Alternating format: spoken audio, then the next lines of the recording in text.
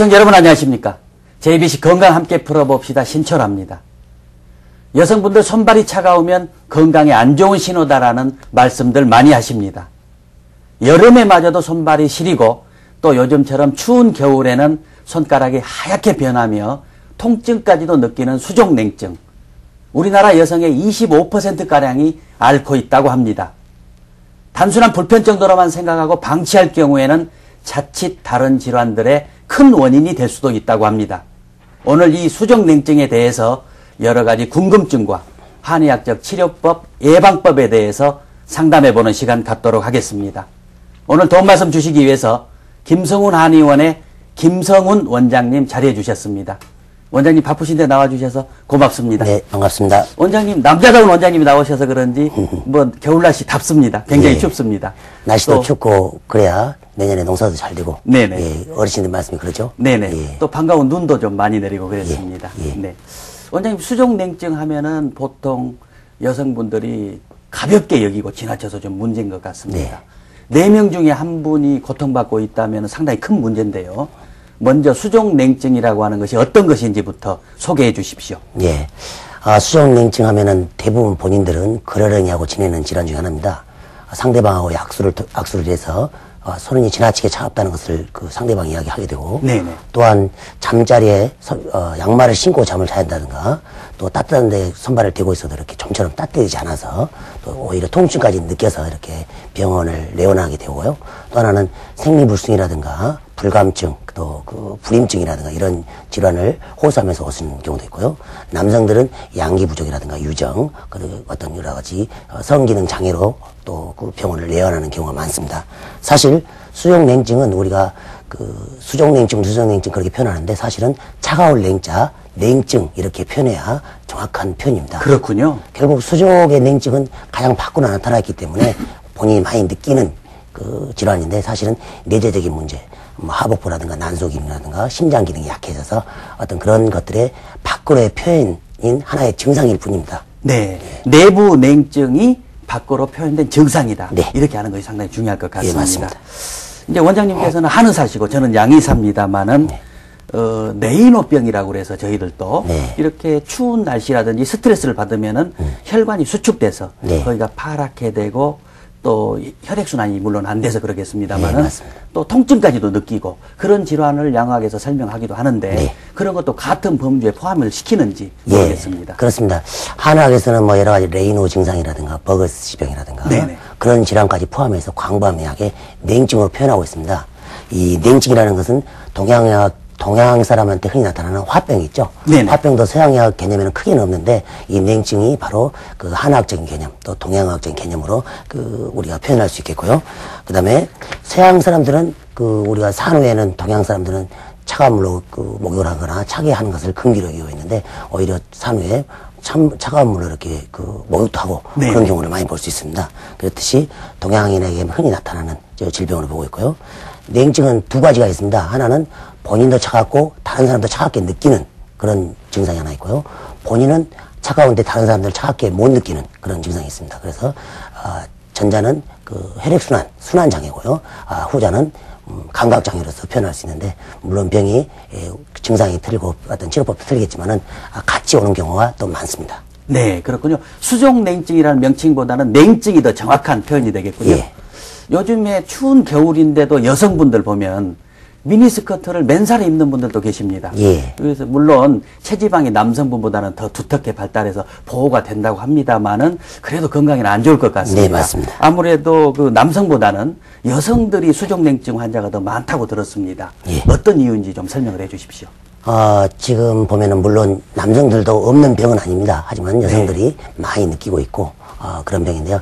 사실은 이 수족냉증 여성들한테 나타나는 것은 단적으로 한마디로 표현하면 여성이기 때문에 그럽니다. 네. 여성들은 첫째가 어떤 상당히 그 감정적으로도 이렇게 연약하고 또한 여러 가지 그 기혈 조절하는 시스템이 상당히 복잡한 그 시스템을 가지고 있기 때문에 냉증을 자주 느끼게 되고요. 네네. 특히 여자들은 남성들에 비해서 한 가지 그 남성들이 안 하는 것을 하나 하는데 바로 달마다 있는 월경이죠. 네네. 월경의 이런 그 상황에 있어서 그 냉증이 많이 나타나는 여성 호르몬과 관계되는 상황으로 말씀드릴 수 있겠고요. 우리가 월경이라는 것은 그저 뭐 기계처럼 하나의 시스템처럼 때가 되면 오고 양도 그렇고 뭐 그런 식으로 표현할 수 있는데 사실은 상당히 복잡한 몸의 신체적인 여러 가지 구조적인 어떤 음양의 조절이라든가 기혈의 밸런스 그런 것들이 잘 되었을 때 역동적으로 몸의 균형을 맞추면서 나타나는데 이런 것들이 자주 깨지거든요. 여러 가지 원인에 의해서. 그럴 때 우리가 가장 먼저 신체적인 상태에서 환자가 본인이 느끼는 증상이 열감이라든가 냉감, 즉 자율신경 실조 증상으로 나타나는 그런 걸 가장 많이 느끼죠. 그래서 여성들은 이런 상황에서 냉증을 많이 느끼게 되고, 또 하나는 여성들은 방금 전에 뭐 근육량이 적고 체지방량이 많다고 그랬지만은 사실은 열은 근육에서 발생됩니다. 그래서 여성들이 근육량이 작기 때문에 이렇게 냉증을 많이 느끼게 되고, 또 하나는 미니스커트라든가 이런 생활습관, 이런 복식 때문에 냉증들이 많이 나타나는 걸로 되어 있습니다. 네, 그렇군요. 사실 우리나라 여성분들 참 강하지 않습니까? 예. 그리고 또 더군다나 남편 뒷바라지, 자식들 키우느라 참 고생들 하시는데 이런 냉증이 4명 중에 1명이 고생하고 있다고 하니까 참 안타깝습니다. 오늘 원장님 설명 잘 들으시고 원장님께서 더 많이 노력하셔서 좋은 치료 받고 더 건강하게 사셨으면 좋겠습니다. 예. 네네. 또 이제 겨울철에는 물론 이렇게 차가운 곳에 많이 노출되다 보니까 그런 증상이 많이 나타난다. 이것은 이해가 되는데 요즘에는 여름철에도 이런 냉증으로 고생하시는 분들이 많다고 들었습니다. 예, 맞습니다. 어떤 이유 때문입니까? 물론 냉증의 기본적인 상태는 날씨가 15도 이하로 변할 때 많이 냉증이 나타납니다. 네네. 갑자기 또한 날씨가 추워져도 그럴 수도 있는데요. 요즘은 여름철에 냉방이 잘 된 곳에서 생활을 많이 하기 때문에 이렇게 냉증이 여름철에도 많이 나타나고, 또 매년 또 사계절마다 주로 많이 나타나지만 요즘처럼 날씨가 차가울 때 주로 나타나게 되게 돼 있습니다. 네네. 그렇군요. 여름 냉방 이런 것들이 상당히 문제가 되겠군요. 예. 네네. 냉방병이라든가 뭐 냉증이라든가 네네. 오히려 너무 따뜻해야 될 때 차갑게 생활함으로써 여러 가지 신체적인 밸런스가 깨지면서 병이 많이 나타납니다. 네. 역시 여름은 여름답게, 겨울은 겨울답게 그렇게 지내는 것이 건강에 좋을 것 같습니다. 예. 우리 몸에서 이제 저희 양의학에서도 그렇게 봅니다만은 일반적으로 손, 발, 배는 좀 따뜻한 것이 좋고 머리와 고환 이런 부분은 좀 시원한 것이 좋다. 이렇게 이제 되어 있습니다. 그래서 이제 보통 말씀하실 때 뭐 무릎이 시리다. 네. 뭐 바람이 들어온 것 같다. 네. 이런 어머니들이 많이 계시는데 이런 손, 발 말고 다른 곳에 냉증이 생겨서 문제가 되는 곳이 있다면 소개를 좀 해 주십시오. 손, 발은 어떤 내부적인 냉증의 발로라고 말씀드렸다시피 네. 사실은 냉증은 뭐 손, 발, 무릎, 허벅지, 등 부위라든가 하복부, 남성들에 있어서는 고환이 조금 냉해지는 고냉증도 있습니다. 내가 몇 가지 그림을 준비했거든요. 네네. 한번 같이 보시죠. 네. 자, 이 그림을 보게 되면은 왼쪽 환자가 냉증의 환자입니다. 네. 오른쪽은 정상인 사람과 손을 적외선 체온진단으로서 이렇게 비교해 놓은 건데 확연히 차이 나지 않습니까? 이런 경우를 우리가 수족의 냉증이라고 표현합니다. 따뜻한 경우는 붉은색으로 나타난다는 얘기죠? 예, 그리고 차가운 경우는 파랗거나 초록색으로 나타납니다. 네네. 다음 그림을 보면 이 부분이 전형적인 수족 냉증의 환자입니다. 네. 왼쪽 편이 치료 전과 치료 후의 변하는 모습을 보여주고 있는데요. 왼쪽에는 이렇게 손가락이 안 보이고 오른쪽에는 손가락이 보여지는 어떤 그런 상태를 나타내고 있고요.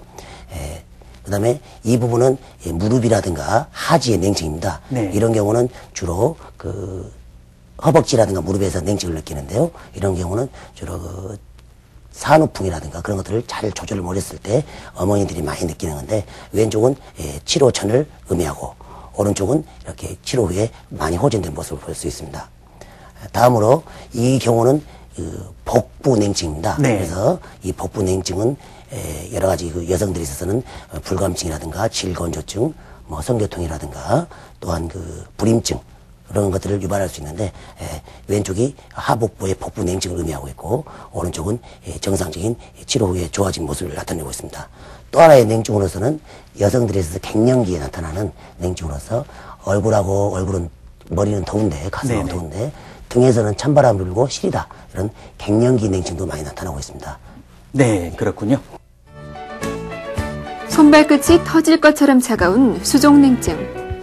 수족냉증은 남성보다는 여성들에게 압도적으로 많은 질환으로 여성 호르몬이 발생 원인이 되는데요. 이처럼 호르몬 쪽 요소 외에도 선천적으로 스트레스에 민감해 쉽게 긴장하는 여성만의 특성도 남성보다 여성에게 수족냉증이 많이 발생하는 원인이 될 수 있습니다. 연령적으로는 19세 이하의 사춘기, 40대 중반 이후의 여성들에게 수족냉증이 많이 발생하고 있는데요. 특히 체질적으로 꼼꼼하고 내성적인 소음인의 경우 여름철 더위는 잘 견디지만 기온이 내려갈 경우 냉증이 최악의 상태가 된다고 합니다. 수족냉증 예방을 위해선 외출할 경우엔 온몸을 따뜻하게 해주는 것이 좋습니다. 또 세수나 설거지를 할 때도 찬물 사용은 피하셔야 하고요. 겨울에도 실내 운동을 통해 혈액순환을 도와주는 것이 좋습니다. 식사는 규칙적으로, 다리는 따뜻하게, 특히 발바닥에 쏙 들어간 부위인 용천혈을 5분 정도 약간의 통증이 생길 때까지 지그시 눌러주는 것도 수족냉증의 예방법으로 좋다고 합니다. 화면을 통해서 자세히 여러 가지 알아봤습니다만은 사실 이런 냉증, 다시 말해서 손발이 차갑다는 것이 상당히 주관적 아니겠습니까? 네. 그래서 정확한 진단이 필요할 것 같은데 내가 혹시 냉증이 아닌가 하고 생각할 수 있는 자가 진단 기준 그런 것이 있으면 좀 소개를 해 주십시오. 자가 진단 기준을 보면은 몇 가지가 있습니다. 제가 차트를 준비했습니다. 차트를 네네. 같이 보시죠.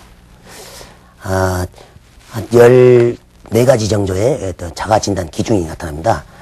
첫 번째, 일단은 우리가 수족냉증, 냉증의 대표적인 증상이 손발이 차다, 발이 시려서 양말을 신어야 된다, 배꼽 주위가 냉하다, 기운이 없고 늘 피로하다, 그 다음에 무릎과 허리가 바람이 들고 시리다, 한편은 시린데 한편은 땀이 난다.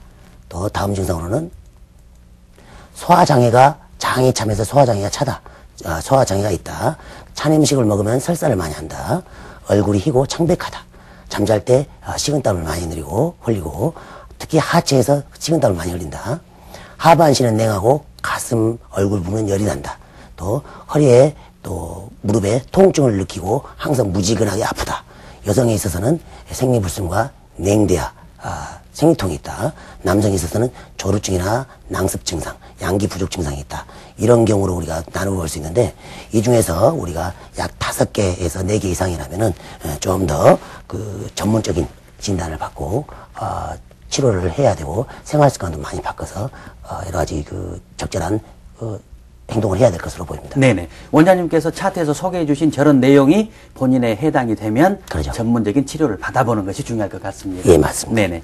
아까 2가지 종류라고 말씀을 해 주셨습니다. 첫째는 순환장애, 또 하나는 감각장애 이렇게 구분을 해 주셨는데 보통의 경우는 순환장애로서 이렇게 실제 손이 차가운 증상, 다시 말해서 아까도 말씀해 주셨다시피 내부의 증상이 외부로 나타난 것, 손발로 나타난 것이다 이렇게 말씀해 주시지 않습니까? 네. 그런데 어떤 분들 같은 경우에는 본인은 손발이 차갑고 시리고 해서 엄청 고통스러운데 다른 분이 주변에서 만져보면 정상적이거든요. 맞습니다. 그런 분들도 있습니다. 예. 그런 경우는 어떤 경우입니까?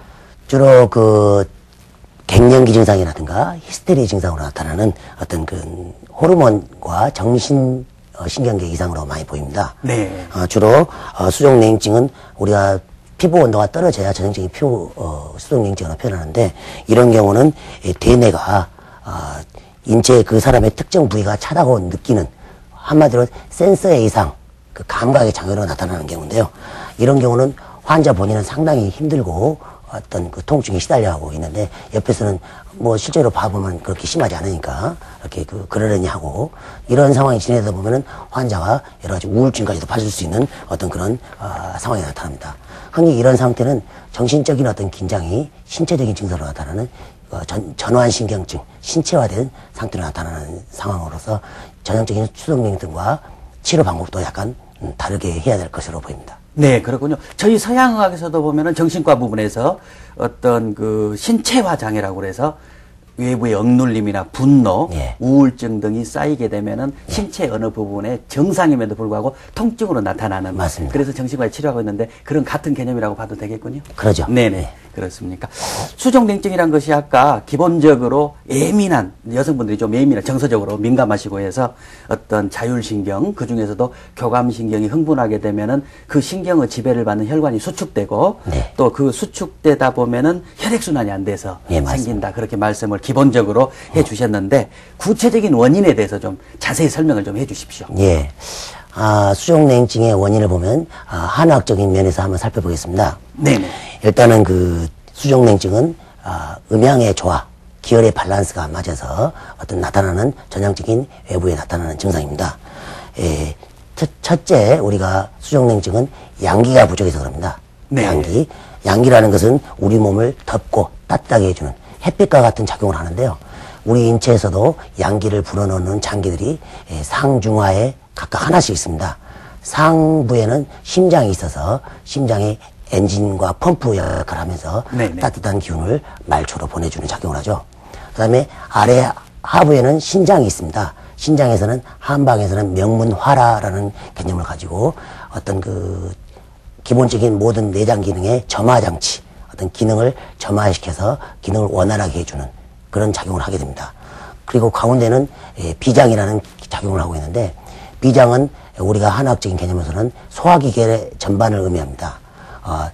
소화기계에서는 유형의 에너지인 음식물을 무형의 에너지로 바꿔서 사지 말단으로 보내주는 작용을 하는데, 이것을 운하라고 합니다. 그래서 유형의 에너지를 무형의 에너지로 바꿔서 사지 말단으로 이렇게 운송해주는 그런 기능을 하는데, 네. 이런 기능들이 약해졌을 때 환자는 추움을 느끼게 되고, 그 다음에 손발이 붓게 되고, 심하면은 구토, 어지러움, 울렁거림을 느끼고 두통도 생길 수 있고, 전형적으로 수족골랭이라 해서 수족냉증을 많이 호소하게 됩니다.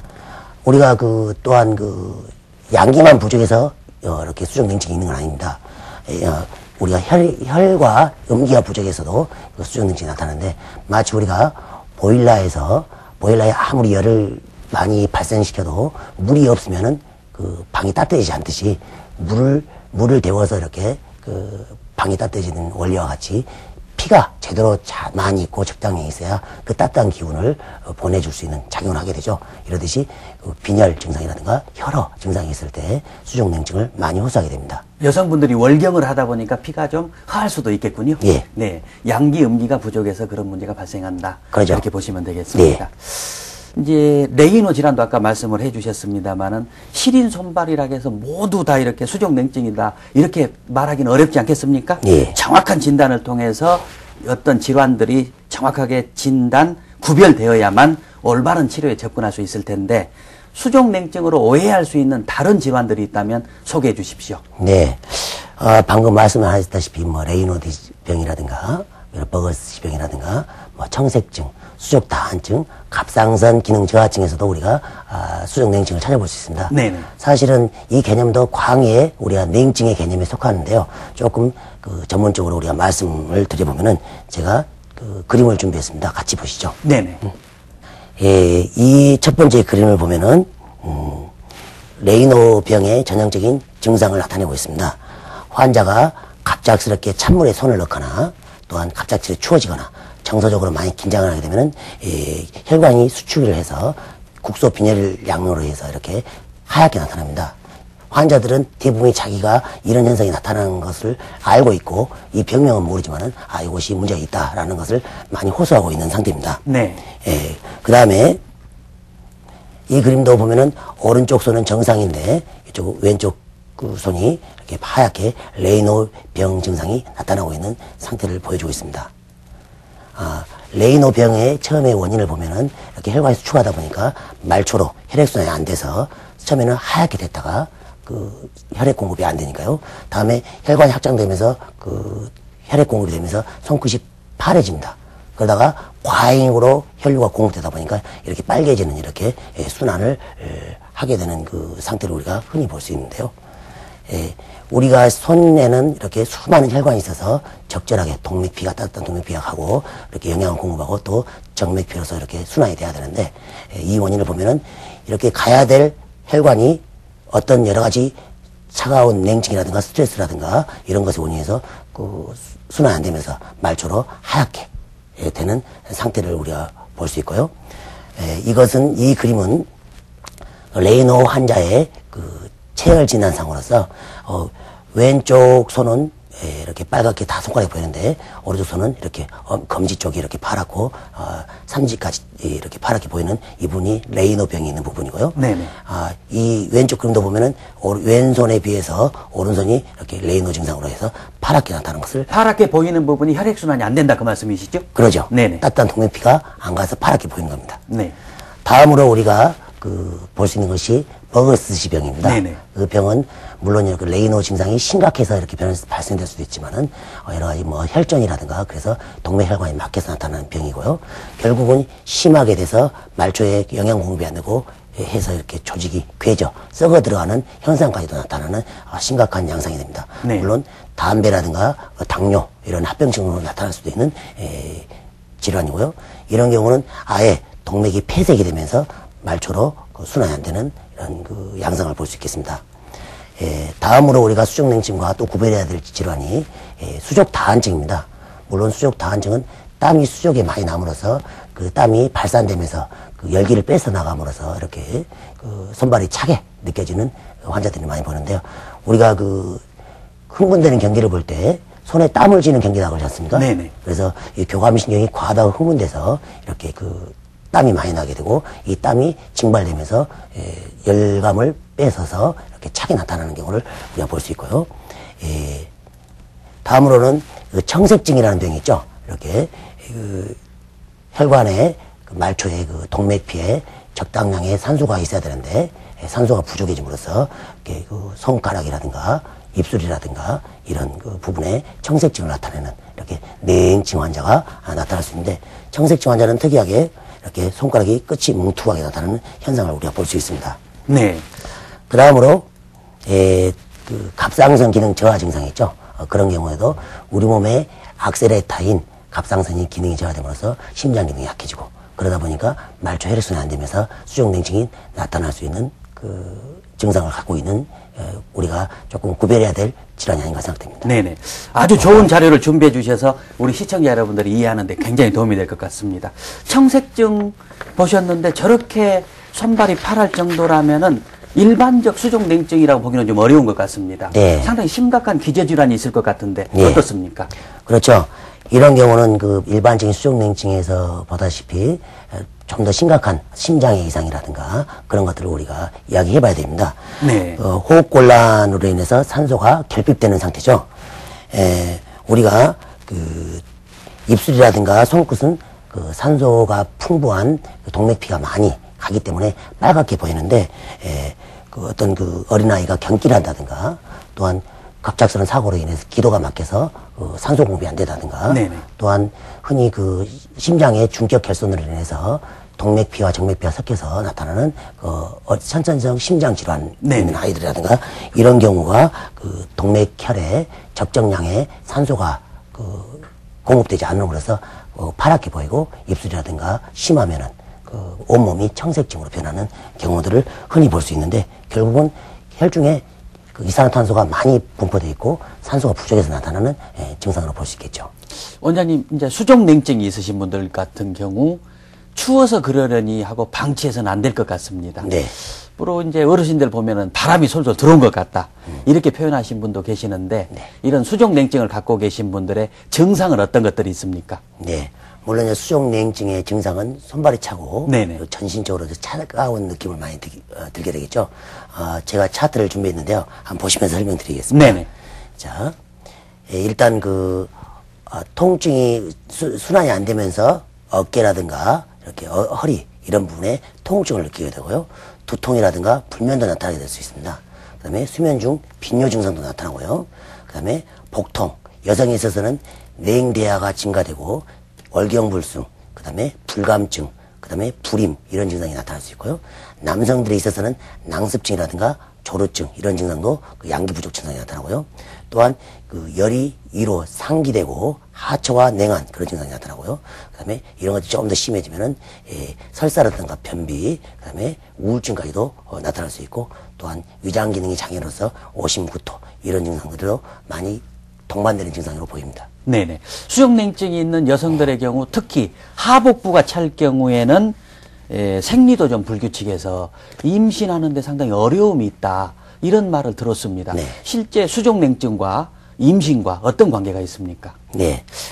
냉증에 특히 하복부 냉증인 경우에는 여성들에 있어서는 불임, 뭐 불감증, 그다음에 질건조증 이런 성적인 문제까지 나타내고요. 남성들에 있어서는 어떤 그 양기 부족 이런 분야까지 나타날 수 있는데 제가 정상인과 비정상을 비교할 수 있는 그림을 준비했습니다. 한번 보시죠. 네네. 자, 이 왼쪽 그림은 정상인 사람의 체열 상태를 나타내는데요. 배가 이렇게 따뜻하고 얼굴하고 가슴은 차가운 수승 화강이 되는 정상적인 생리 과정을 볼 수 있는 상태인데요. 오른쪽 환자의 경우는 정반대가 되어 있군요. 예, 이 환자 같은 경우는 불임을 주소로 해서 병원을 내원했습니다. 그런데 제가 이렇게 검사를 해본 결과 손발이 이렇게 차게 나오고 복부가 차서 이 불임의 원인이 하복부 냉증이 주요한 원인이다. 이런 그 진단을 해서 치료를 했었는데 다음 그림을 보면은 이 위에 있는 두 그림이 초진시의 상태입니다. 그래서 복부가 차게 나오고 손발은 차고 이렇게 하초 쪽도 많이 차게 나오고 허리도 약한 상태로 나타나는데 이 환자를 치료를 통해서 복부가 따뜻해지고 이제 안 보이던 손발이 보이는 이런 하복부가 많이 따뜻해진 수족냉증이 개선된 상태로서 후에 임신이 된 좋은 케이스였고요. 네네.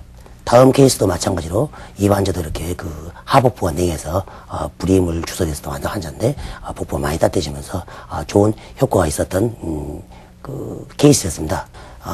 특히 우리가 복부가 냉하면은 위장이 무력하게 됩니다. 그래서 처지면서 방광이라든가 자궁을 누르게 되고 이런 상태가 요거의 자궁이고 이것이 장 구조물인데 이렇게 눌려서 자궁의 순환이 안 되면서 불임이라든가 나가서 여성들이 있어서는 뭐 자궁의 근종이라든가 난소의 낭종이라든가 이런 것들도 많이 유발될 수 있는데 하복부 냉증과 이 장이 처진 상태를 개선시키면서 이런 질환에도 많은 기본적인 효과가 있는 것들을 많이 임상적으로 볼 수 있었습니다. 네, 하복부 냉증을 치료함으로써 임신을 시킬 수 있다. 상당히 네. 좋은 치료인 것 같습니다. 물론 네. 근데 어떤 기질적인 이상이라든가 그런 것들이 없을 때 네.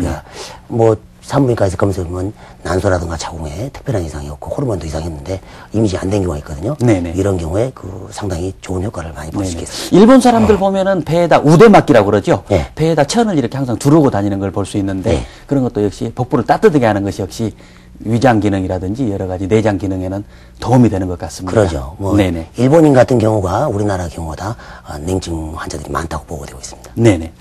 주로 이제 아까 말씀해 주실 때 손발이 저리고 이렇게 수족냉증이 40대 이후 갱년기 여성들에게서 많이 발생한다고 하셨습니다. 네. 갱년기 여성들은 손발은 차면서 또 얼굴은 또 화끈거리고 네. 시원해야 될 곳은 뜨겁고 그렇죠. 또 따뜻해야 할 곳은 차갑고 네. 그래서 문제가 된 것 같습니다. 어떤 이유 때문입니까? 우리가 수승 화강이 안 된다고 그러거든요. 그래서 위는 뜨겁고 아래는 차갑다는 그런 상당히 생리적으로 안 좋은 증상을 나타내는데요.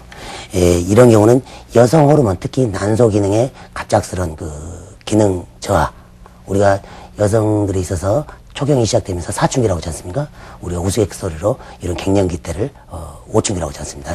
그런데 그때가 바로 갱년기로 나타나는 증상인데 평소에 섭생과 양생이 부족했을 때 신체적으로 많이 어떤 기능이 허약해졌을 때 이럴 때 외부 변화에 대한 적응 능력이 감퇴됨으로써 여성 갱년기 증상이 나타나는데 이럴 때 하복부는 차고 열은 위로 뜨고 이런 갱년기로 나타날 수 있는데요. 우리가 수족냉증을 연령별로 보면은 차트에서 보시면은요.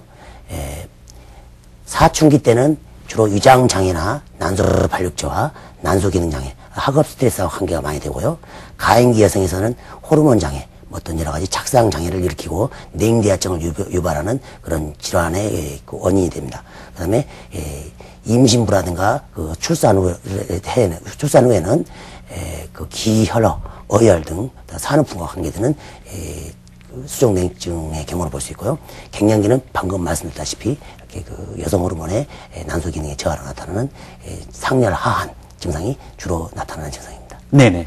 일반적으로 이제 운동도 열심히 하고 잘 먹고 소화 잘 시키고 건강한 사람들은 괜찮지 않겠습니까? 예. 보통 주로 이제 원장님께서 실제 임상에 경험해 보실 때 이런 사람들이 수족냉증에 잘 걸리고 또 역시 내부에 냉증에 문제가 있더라 하는 그런 체질이 있으면 좀 설명을 해 주십시오. 네. 수족냉증 환자를 보면은 특징적인 외모가 있습니다. 네. 예를 들어서 뭐 청순 가련형, 또 뭐 공주 스타일 이런 사람들이 보통 살색이 희고 체격도 왜소하고 마른 편이고 또 정서적으로 예민하고 소심하고 그다음에 말소리가 왠지 작고 기운이 없어 보이고요. 또 이런 그 외모를 가지고 있는 사람들이 수족냉증의 환자로서 한의학에서는 소음인류에 속하는 체질을 갖고 있는 환자라고 합니다. 주로 보호 본능을 좀 유발시키는 그런 여성들이네요. 그러죠. 네네. 그 다음으로 그 손발이 찬 사람들은 되게 보면 운동을 싫어합니다. 조금만 어디를 가도 차를 타고 가거나 걷기를 싫어하고요.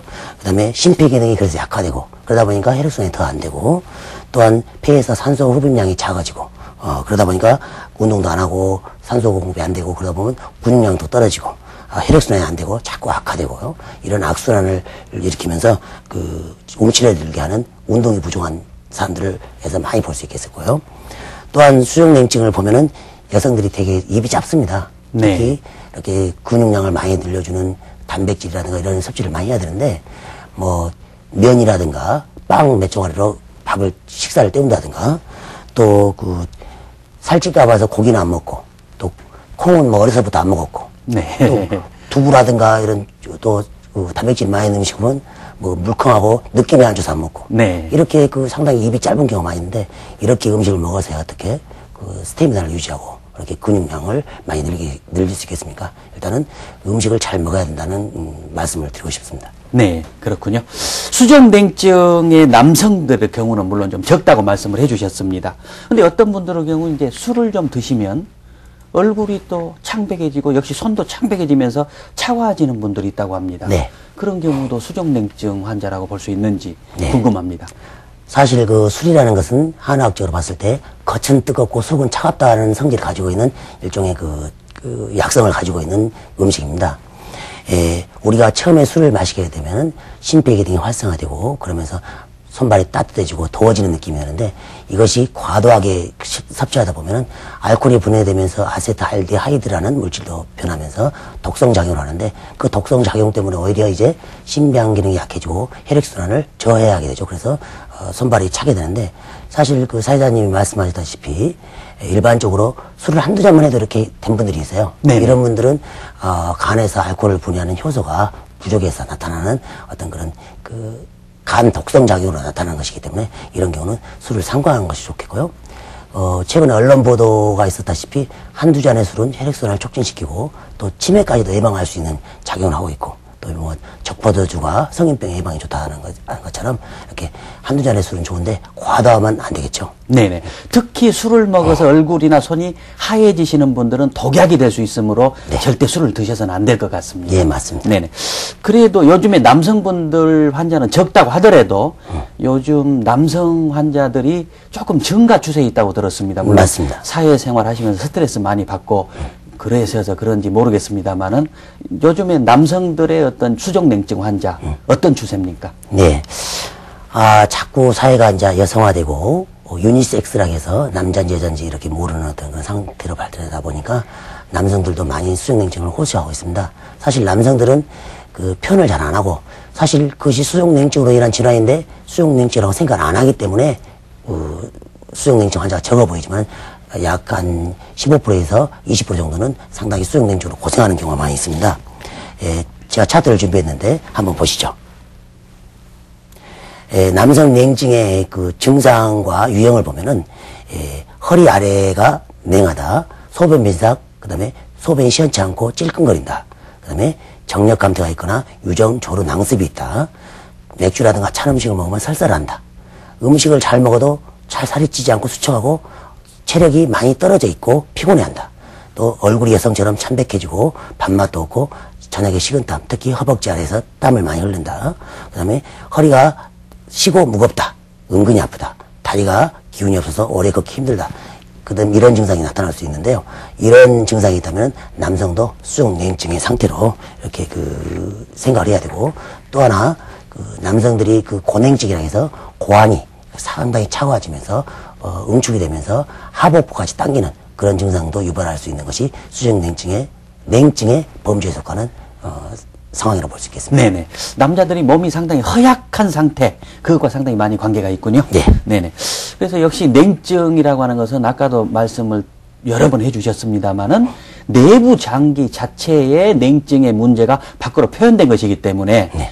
밖으로 표현된 냉증을 보고 내부에 어떤 문제가 있는지를 분석해서 치료하는 것이 상당히 중요할 것 같습니다. 네. 그런데 그렇지 않고 가볍게 여겨서 시간이 많이 흘렀을 경우에 아까 사진에서도 무릎이 냉증이 있는 분, 복부에 냉증이 있는 분, 손발에 냉증이 있는 분 여러 가지를 보여주셨는데 네. 어떤 부작용들이 일어나게 됩니까?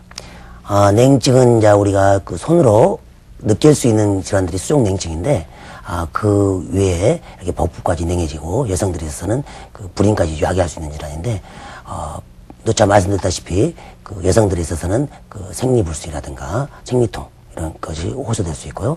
또한 그 레이노드 증후이라든가 방금 전에 말씀드린 청색증이라든가 그런 것들은 잘 감별해서 해야 되는데 단순히 냉증이다 생각하고 하다가 어떤 손발의 그 순환이 안 되면서 괴저증이라든가 이렇게 그 또한 심장병이 오래돼서 문제를 일으킨다든가 그런 증상까지 발생될 수 있습니다. 그렇기 때문에 잘 감별해서 어떤 2차적인 질환까지 연결이 안 될 수 있게끔 미리미리 냉증에 대해서는 치료를 해야 될 것으로 보입니다. 네네. 수족냉증이라고 하는 것은 역시 정확한 원인을 판단해서 진단하는 것이 상당히 중요할 것 같습니다. 병원에 가시면은 어떠한 검사를 통해서 진단하게 되는지 저희들이 화면으로 준비했습니다. 네. 보시고 계속 말씀 나눠주시죠. 알겠습니다.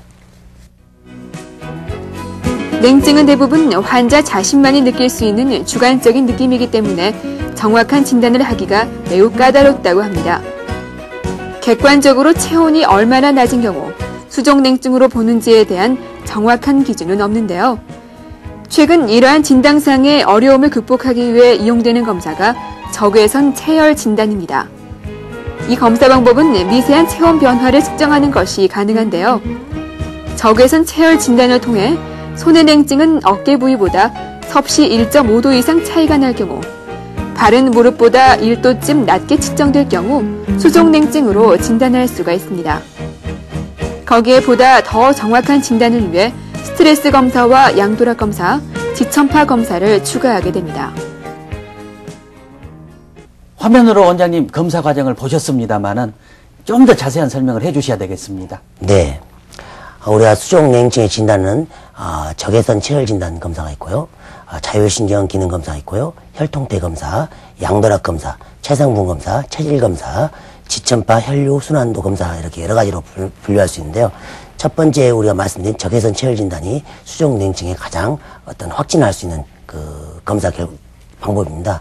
사실 환자들이 냉증을 호소하는 경우가 있는데 이런 경우에 이 적외선 체열 진단으로서 어느 부분이 어느 정도 차가운지 혹은 본인만 느끼는지 실제로 온도가 하강되어 있는지를 볼 수 있고 또한 치료 전후를 비교함으로써 어떤 치료 전후 상태를 같이 따져서 우리가 또한 치료의 계획을 세울 수 있는 좋은 방법이 되었고요. 자율신경 기능 검사를 보면은 자율신경의 교감신경과 부교감신경 기능에 그런 어떤 그 밸런스가 잘 맞고 있는지 어디 부분에 어떤 그런 자율신경 기능이 약해서 어떤 말초순환 장애가 나타나는지 우리가 볼 수 있겠습니다. 다음으로 혈통태 검사는 심장에서 어느 정도 말초로 피를 잘 품어내느냐 하는 그 심장의 활동성을 보는 검사가 되겠습니다. 양도락 검사는 오장육부, 심장이라든가 신장이라든가 그다음에 비장이라든가 이런 부분에 여러 가지 기능 상태를 체크함으로써 어떤 부족한 면이 있는가 하는 것을 볼 수 있겠습니다. 체성분 검사는 근육량과 체지방량을 측정해서 근육량이 부족한가 좀 과잉이 되는가 하는 걸 봐서 근육량을 적절하게 조절할 수 있게끔 해주는 근거가 되겠고요. 체질 검사는 한의학적인 소양인, 소음인, 태음인, 태양인 이런 게 분류를 해서 이 사람이 체질적인 특성이 어떤 게 되는가 그리고 치료 방향은 어떻게 해야 될 것인가 라는 것을 볼 수 있겠습니다. 마지막으로 지천파 혈류 검사는 말초까지 혈액순환이 어느 정도 잘 되고 있고 동맥 혈관의 기능이 얼마나 잘 되는가 라는 것을 볼 수 있는 검사로서 이렇게 다양한 방법으로 정확한 원인을 따져서 치료를 해야 되겠습니다. 네네. 이렇게 다양한 방법으로 정확한 원인이 규명됐다면 치료를 잘 받는 것이 중요할 것 같습니다. 네. 원장님 병원에서 어떻게 치료하는지 저희들이 말씀 계속 나눠주시죠. 전통적으로 한방에서는 침과 찜, 약물을 통해 수족냉증을 치료하는데요.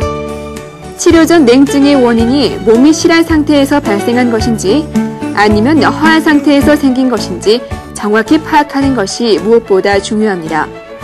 수족냉증의 치료를 살펴보면 먼저 한약요법은 수족냉증 환자에게 원기를 보충하고 원열 기운을 보충하기 위해서 인삼과 녹용, 부자 등 따뜻하고 기운을 돋구는 약재를 처방하고요.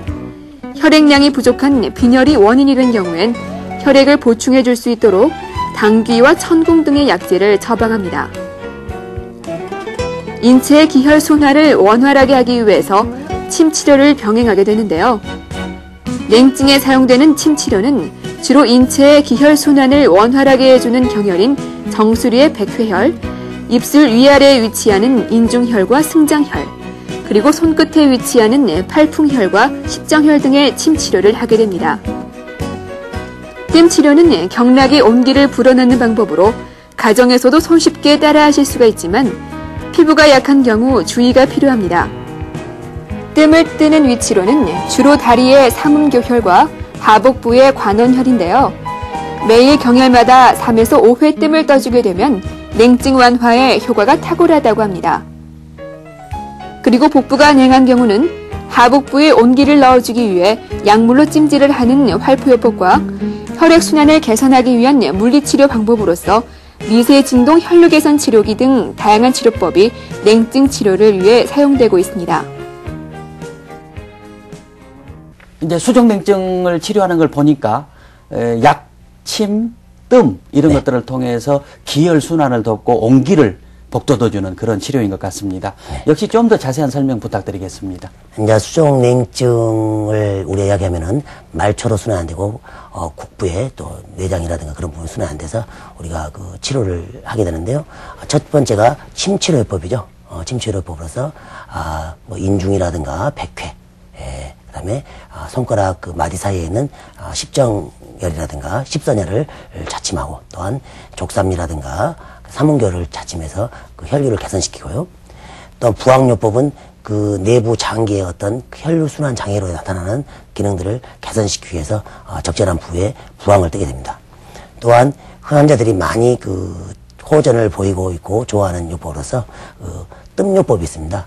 관원이라든가 하복 부위에 있는 관원이라든가 중환 이런 부분에 왕뜸을 뜸으로써 혈액순환을 촉진시키는 그런 좋은 방법이 되겠습니다. 그 다음에 활포요법이라 해서 복부 깊숙이 그 약물의 기능과 따뜻한 기운을 넣어주기 위해서 그 활포를 하게 되는데 적절한 약재를 선택해서 하복부, 그 다음에 여성들의 회음부까지 따뜻하게 해서 하복 냉증에 치료하는 좋은 방법이 있겠습니다. 그 다음에 뭐 한방 물리요법으로서는 그 기혈 순환기가 있는데 그 말초의 미세 진동을 촉진시킴으로써 말초 혈액순환을 촉진시키는 좋은 방법이 있겠고요. 마지막으로 그 약물요법은 우리가 그 체질적인 특성에 따라서 심장, 신장, 그 다음에 위장 이런 부분에 맞춰서 또 혈이 부족한가 해서 혈을 보충하는 약물을 쓸 수 있는데 주로 약물들이 뭐 인삼이라든가 육개, 그 다음에 그 건강, 그 다음에 오수유, 그 다음에 그 당귀, 천궁 이런 약물들을 응용해서 그 약물을 처방하게 됩니다. 네. 뭐 물론 병원에서 정확한 치료를 받으면 좋겠습니다만은 요즘에는 수지침 같은 것은 집에서 간단히 놓기도 하고 뜸 같은 경우도 집에서 자가 치료를 하기도 하대요. 네. 예, 이렇게 집에서 스스로 이런 냉증을 치료할 수 있는 방법이 있다면 좀 소개해 주시고 어떤 생활 대책도 있으면 좀 말씀해 주십시오. 네. 우리가 그 뜸은 집에서 충분히 이렇게 본인이 해줄 수 있는데, 그 피부에 그 과도한 자극을 주면서 수포라든가 그런 것이 생길 수 위험이 있기 때문에 조금 조심해서 해야 되고, 요즘은 집에서 할 수 있게끔 간단히 나온 장비들 많이 있으니까 그것을 응용했으면 좋겠고요. 또 부항요법도 이렇게 그 말초 순환이 안 되는 부분에 그 음압으로서 부항요법을 해줄 수 있겠습니다. 또한 그 집에서는 우리가 그 헤어 드라이기를 이용해서 말초 순환 안 되면은 이렇게 따뜻하게 그 기운을 넣어줄 수 있겠고요. 따뜻한 목욕, 특히 요즘 많이 하시는 그 반신욕이라든가 그다음 족욕 이런 것들도 수족냉증에 아주 좋은 방법이 되겠습니다. 그다음에 반신욕을 할 때는 단순히 물만 하는 것보다는 약초 같은 걸 몇 가지 그 넣어서 해주면 좋은데, 약초로는 뭐 쑥이라든가 귤 껍질 또 유자 껍질 같은 것을 응용해서 반신욕을 하게 되면 많이 효과가 있겠습니다. 또한 본인이 마사지하는 방법들이 있겠는데요. 영천연이라든가, 그 다음에 그 합곡열이라든가, 삼은교, 적삼 이런 부분들을 자꾸 볼펜이라든가 그런 물건을 이용해서 그 지압을 해주면 아주 좋겠고요. 또 하나 그 건포 마사지라고 해서 이렇게 그 마른 수건으로 온몸을 그 때를 밀든 것처럼 마사지 해주면 아주 또 말초 순환에 좋은 효과가 되겠습니다. 그러나 가장 무엇보다 중요한 것은 운동입니다. 네. 운동을 좀 해줘야 되는데, 운동을 할 때는 조금 땀이 날 정도로, 심장이 두근거릴 정도로 이렇게 해서, 해줘야 되는데, 이렇게 해서, 산소가 잘 공급되고, 심장이 강화되고, 이렇게 심폐기능이 강화돼서 수족냉증을 극복할 수 있게끔 이렇게 운동을 좀 해주는 것이 좋을 것 같습니다. 네. 중국 고전에 보면은 병은 자구입이라 그런 말이 있습니다. 모든 병은 입으로부터 들어온다. 네, 맞습니다. 그런 말이 있는데 역시 섭생이 상당히 중요할 것 같습니다. 이런 수족냉증에 걸린 분들에게 좋은 음식과 안 좋은 음식을 좀 구분해서 설명을 좀 해주십시오. 네. 대체적으로 그 수족냉증이 있는 분들의 그 양생과 섭생을 보면은, 일단은 음식을 차가운 음식보다는 따뜻한 음식, 그 다음에 약간 매운기가 있는 음식이 일단은 좋습니다. 특히 그 구운 마늘을 하루에 5-6씩 복용한다든가, 그 다음에 마늘빵도 있겠죠? 마늘빵도 좀 복용하면 좋겠고, 당근, 그 다음에 파전도 좋을 수 있겠습니다. 그 다음에 부추를 갈아서 먹어도 좋겠고, 부추로 음식을 데쳐서 먹어도 좋은 방법이 되겠습니다. 그 다음에 카레가 아주 좋은 수족냉증이 좋은 음식 중 하나입니다. 네. 카레도 적절하게 음식을 요리해서 드시면 좋겠습니다. 그 다음에 생강차, 그 다음에 피망이라든가 고추, 그 다음에 겨자 소스 이런 것들을 복용하면 평상시에 드시면 좋겠고요. 대신 참외라든가 수박, 그 다음에 라면이라든가 밀가루 음식, 인스턴트 식품 이런 것들은 오히려 그 순환장애를 일으킬 수 있기 때문에 피하시는 것이 좋을 듯 싶습니다. 네. 매운 음식이 상당히 도움이 된다고 말씀을 해 주셨습니다만은 저 같은 경우는 개인적으로 몸이 좀 허하고 피곤할 때 삼계탕, 네. 마늘 같은 거 많이 넣어서 그거 먹으면 몸이 개운해지고 상당히 좋습니다. 네. 그런 것도 많이 도움이 되겠죠? 그러죠? 네네. 삼계탕 할 때 닭 속에다가 대신 마늘이라든가 인삼을 좀 넣고 이렇게 붓고 백숙으로 해서 드시면 특히 소음인 여성들, 손발이 차는 여성들한테 좋을 수 있겠습니다. 또한 생강탕, 생강도 차로 해서 드시면 아주 수족냉증에 가장 좋은 음식 중에 하나라고 정평이 나 있고요. 네네. 또 생강과 같이 참깨를 갈아서 차로 드시면은 참깨는 특히 비타민 E가 풍부한 식품이기 때문에 아주 또 하초의 신장의 기능을 도와주는 작용을 하게 됩니다. 네. 또한 수족냉증 하면은 대추를 빼놓을 수 없죠. 대추도 대추차 참 좋죠.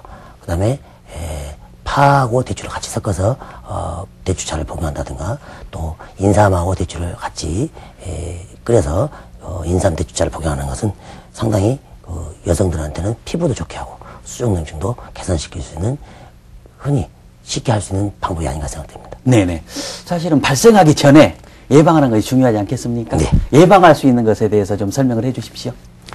일단 수족냉증 하면은 몸에 체온이 많이 떨어져서 본인이 느끼는 거니까 일단은 복식, 조금 추우면은 좀 몸을 좀 내의를 입는다든가, 또 마스크도 하고, 세수할 때도 차가운 물보다는 따뜻한 물로, 설거지할 때도 따뜻한 물로 응용해 주는 거 좋을 것 같고요.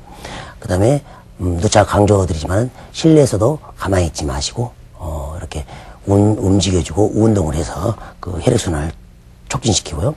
특히 식사가 상당히 수족냉증 환자들이 부실한 경우가 많습니다. 그래서 새끼 식사를 정확히 단백질이 풍부한 음식으로서 해야 되리라고 생각됩니다. 네. 김성훈 원장님과 오늘 좋은 말씀 나누다 보니까 다른 분보다 별날 시간이 빨리 지나버린 것 같습니다. 거의 마무리할 시간이 다 됐는데 우리 시청자 여러분들에게 좋은 말씀, 당부 말씀 있으면 해주십시오. 예. 수족냉증은 충분히 극복될 수 있는 질환입니다. 그래서 수족냉증을 미리 예방해서 2차적인 질환으로 발생되는 것을 예방을 해야 되겠고요. 그 다음에 수족냉증 환자들은 운동이 많이 부족한 경우가 많습니다. 그래서 가능하면은 차를 이용하지 마시고 조금 먼저 걷고 계단도 이용해서 심폐기능을 활성화시킬 수 있는 생활 속에서 할 수 있는 운동을 많이 해주시기 바랍니다. 그리고 올해는 어린이로서 닭의 해지 않습니까? 닭처럼 큰 소리로 웃고 이렇게 웃게 되면은 심장기능도 활성화되고 심폐기능이 좋아지면서 그 수족냉증을 극복할 수 있는 하나의 단초가 될 것으로 생각됩니다. 시청자 여러분, 궁금한 점 많이 풀리셨습니까? 김성훈 한의원 김성훈 원장님과 함께 오늘 수족냉증에 대해서 자세히 알아보았습니다.